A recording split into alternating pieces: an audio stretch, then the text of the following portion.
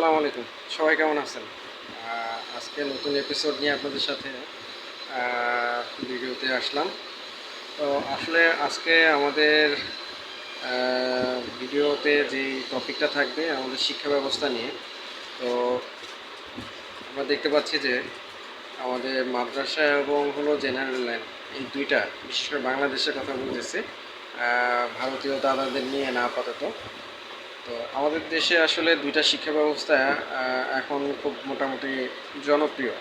সেই সাথে কারিগরি শিক্ষা ব্যবস্থাটাও মানে মানুষের কাছে অতটা জনপ্রিয় না। দেখা যায় যে দুইটা হয় জেনারেল অথবা মাদ্রাসা শিক্ষা ব্যবস্থায় কিছু করতে না পারলে তখন কারিগরি শিক্ষা বোর্ডে যাচ্ছে।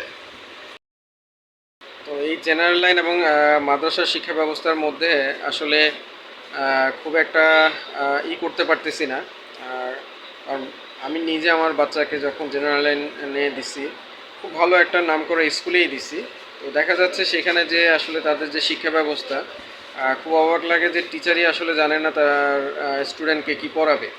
তো আসলে এই ক্ষেত্রে টিচারকেও আসলে কোনো দোষ দিতে পারতেছি না। কারণ আসলে যদি প্রতি বছর শিক্ষার যে কারিকুলামটা চেঞ্জ করে গভর্নমেন্ট, তাহলে তো টিচারই আসলে দ্বিধাদ্বন্দ্বে পড়ে যায় আসলে যে সে কীভাবে করবে, কারণ টিচারই তো ওয়েল ট্রেন্ড না। কারণ একটা কারিকুলাম চেঞ্জ করা মানে হলো যে সেখানকার অনেক কিছুই চেঞ্জ হয়ে যাবে, যেটা কিনা শিক্ষককে আগে অগ্রিমে একটা ট্রেনিং দিতে হবে, যে বুঝাইতে হবে যে হ্যাঁ এভাবে এভাবে সে শিক্ষা দান করবে। কিন্তু টিচারই জানে না, টিচারের কোনো মানে কি বলবো, যে সে যে স্টুডেন্টকে পড়াবে সে নিজেই আসলে জানে না তার স্টুডেন্টকে সে কী পড়াবে, কারণ সে তো ওই কারিকুলামের সাথে নিজেই অভ্যস্ত না। তো দেখা গেলো যে আমি আমার বাচ্চাকে যে স্কুলে দিচ্ছি, খুব নাম করা স্কুল হওয়ার পরেও পুরো একটা হজবরল একটা অবস্থা গত এই 4-5 মাসে। এখন পর্যন্ত আসলে স্কুলে মানে বাচ্চা যে কী শিখছে বাচ্চা নিজেই ভালো করে জানে না। তো আমাদের সময়কার যে শিক্ষা ব্যবস্থা ছিল সেটার সাথে এখনকার রাত দিন তফাৎ। তো বলা যায় যে শিক্ষা ব্যবস্থা পুরো একদম 12টা বাজায় ফেলছে। মানে আমি যে এখানে আমার সন্তানকে আসলে মেধাবী মানে করে তুলবো, কোনো অপশনই পাচ্ছি না। তো তার বিপরীত যদি আমি আবার মাদ্রাসা শিক্ষা ব্যবস্থাটাকে নিয়ে চিন্তা করি, তো আমাদের দেশে আসলে মাদ্রাসা শিক্ষা ব্যবস্থাটাকে আমি আবার তাদের উপর ভরসা পাই না। কারণ দেখেন সেখানে মাদ্রাসা শিক্ষা ব্যবস্থাতে যা পড়ানো হচ্ছে, যা কিনা আসলে পুরো ইসলামের সাথে সাংঘর্ষিক। ইসলাম, কোরআন, আল্লাহ রসুলের হাদিস সবই হলো বিজ্ঞানময়। আল্লাহ বলেই দিয়েছেন যে কোরআনটা হলো একটা বিজ্ঞানময় একটা দলিল বা একটা বই বা একটা ব্যবস্থা। কিন্তু আমাদের আলেমরা পুরো বিজ্ঞান থেকেই দূরে। তারা হলো মানে কোরআন মুখস্থ করো, কোরআন পড়ো, এইটুকু। কিন্তু এটার উপরে যে আমল করতে হবে তারা সেই জিনিসটাই আসলে শিক্ষা দেয় না যতটুকু বুঝলাম। যেমন দেখেন আমাদের ইউনিভার্সিটি শিক্ষা ব্যবস্থা সিস্টেম যে ডেভেলপমেন্ট হয়েছে এটা কিন্তু মুসলমানরাই করছে। ইউরোপে যখন পুরো মুসলমান বা আল্লাহ নবী আসার আগ পর্যন্ত পুরো অন্ধকারাচ্ছন্ন একটা যুগ ছিল। আল্লাহ রসুল আসার পরে এবং কোরআন নাজিল হওয়ার পরে পুরো মুসলমানরা যখন জ্ঞান বিজ্ঞানে আগায় গেল, তখন পুরো ইউরোপের মানে কি বলবো স্টুডেন্টরা নাম পরিবর্তন করে তারা কিন্তু সে শিক্ষা নিয়ে এবং তা সেই ইউরোপকে আবার মানে কি বলবো যে নতুন করে ঢেলে সাজাইছে। আর তার ঠিক উল্টাটা হলো যে আমাদের দেশের আলেমরা তারা হলো যে টোটাল কোরআনকেই তারা খালি কোরআনটা মুখস্থ করে, কিন্তু কোরআনের ভিতরে যে কত জ্ঞান আছে সেই জিনিসটাই তারা নিতে চায় না। তো সেই ক্ষেত্রে হিসাব করলে আমি আমার বাচ্চাকে আসলে এই মাদ্রাসায় আসলে পড়ানোর ব্যাপারে তেমন একটা ভরসা পাই না। যেমন এখন অনেকে আমাদের জেনারেল লাইনের শিক্ষা ব্যবস্থার উপরে বিরক্ত হয়ে মাদ্রাসায় দিচ্ছে। আমি এরকম বেশ কয়েকজন অভিভাবকের সাথে কথা বলছি, দেখা গেছে যে সে বিরক্ত হয়ে মাদ্রাসা লাইনে দিচ্ছে, কিন্তু আবার সে ওখানে যে খুবই হতাশ হয়ে যাচ্ছে। তার কথা হলো যে এই যেই মাদ্রাসার মধ্যে যেই মানে পড়াশোনা, না জানতেছে ইংলিশ, না জানতেছে ম্যাথ, না জানতেছে বিজ্ঞান বা এনাদার অন্য কিছু। তো আমার ছেলের আসলে ফিউচারটা কী, আলটিমেটলি আমার ছেলেটা আসলে বা মেয়েটা কী পড়বে বা কী করবে, তার ক্যারিয়ারটা কীভাবে গড়ে তুলবে।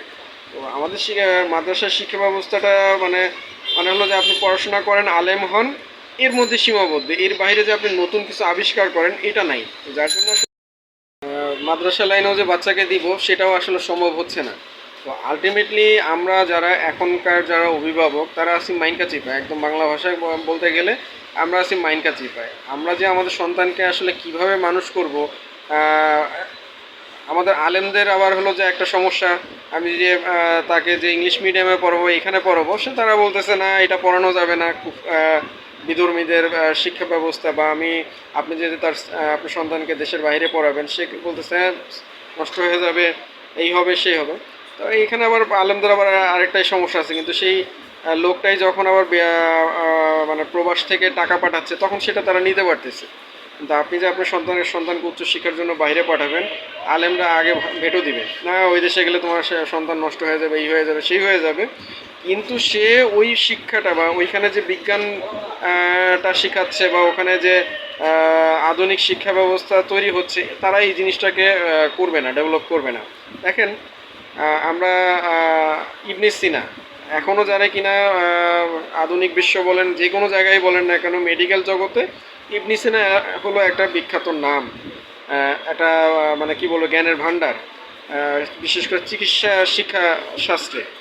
তো সে কিন্তু মুসলমান, বা ওই সময়টা হলো যে তখনকার সময় তারা আসলে মানে একটা উজ্জ্বল নক্ষত্র। কিন্তু আমাদের ভিতরে এখন আলেমদের খুঁজে পাবেন না যে একটা ভালো চিকিৎসক, একটা ভালো অ্যাডভোকেট, ভালো মানে আলেমরা এখন মানে তারা যে কী নিয়ে পড়ে আছে আল্লাহ ভালো জানেন। তারা ওই আলেম হও, ওয়াজ করো, দান খয়রাত মানে উঠাও, তারপর হলো যে কি বলে মসজিদের ইমামগিরি করো, না হয় ওই নিজে একটা মাদ্রাসা ছোট একটা গলির ভিতরে দিয়ে বসে থাকো।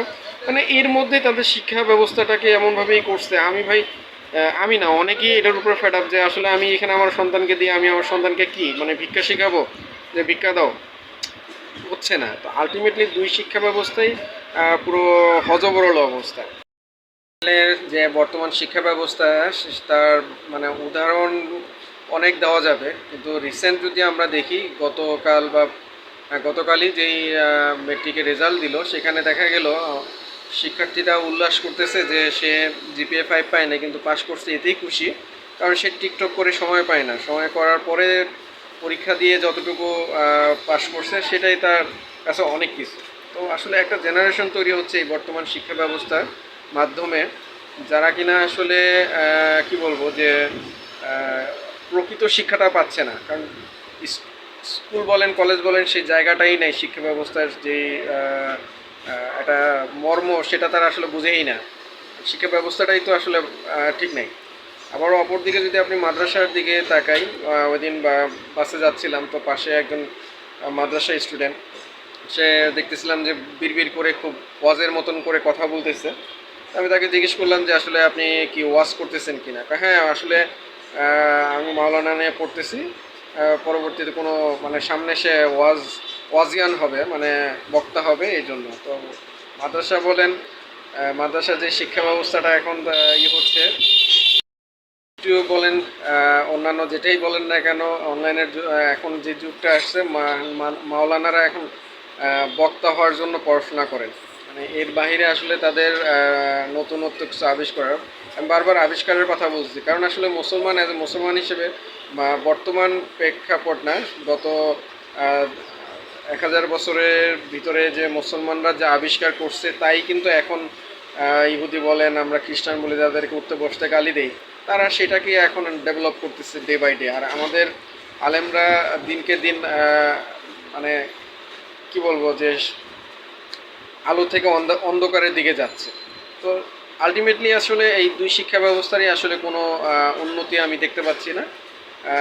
আমি যদি কারিগরি শিক্ষা বোর্ডের যে কারিকুলাম বা তাদের যে শিক্ষা ব্যবস্থা, সেখানেও আসলে একটা স্টুডেন্ট যে খুব ভালো কিছু শিখতে পাচ্ছে, তাও না।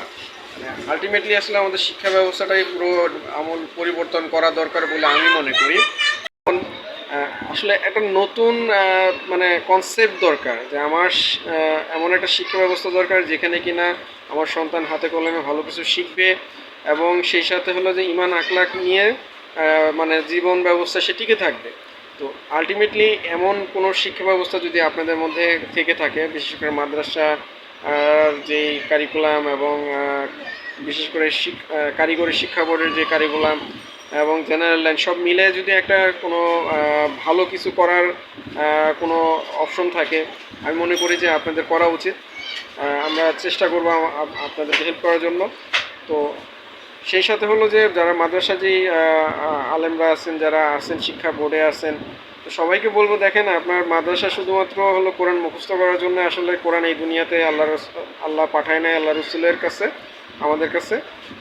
এটা থেকে বিজ্ঞানময় এই কোরআন থেকে আসলে অনেক কিছু বের করার জন্য বলছে। তো আপনাদের কাছে অনুরোধ থাকবে কোরআনটাকে শুধু মুখস্থ না করে পড়ানোর একটা মানে শিক্ষা ব্যবস্থা তো মানে কন্টিনিউ না করে এখান থেকে আসলে চেষ্টা করেন। ইনশাল্লাহ আমরা থাকবো, সবাই থাকবে। এখন আলেমদের উপরে অনেক রেসপেক্ট থাকে আমাদের, সেই রেসপেক্টের জায়গা থেকে আপনারা নতুনত্ব কিছু তৈরি করেন। দেখেন মান্দাতার আমলের আসলে আপনারা সেই ব্রিটিশদেরকে হেল্প করবেন না, আপনারা নিজস্ব একটা শিক্ষা ব্যবস্থা করছেন, তখনকার জন্য সেটা হয়তোবা ঠিক ছিল, কিন্তু এখনকার যুগে এই শিক্ষা ব্যবস্থাটা আসলে কোনোভাবেই ঠিক না। আমরা আমরা চাই মানে আলেমদের ভিতর থেকে বিজ্ঞানী তৈরি হোক, আলেমদের মধ্যে থেকে মানে ভালো কিছু তৈরি হোক, নতুন নতুন কিছু আসুক, সেই সোনালী যুগটা ফেরত আসুক। তো সবাই ভালো থাকবেন। আশা রাখি আমার এই অল্প ভিডিওতে আপনারা অনেক কিছু মানে বোঝার চেষ্টা করছেন। তো সবাই ভালো থাকবেন, সুস্থ থাকবেন।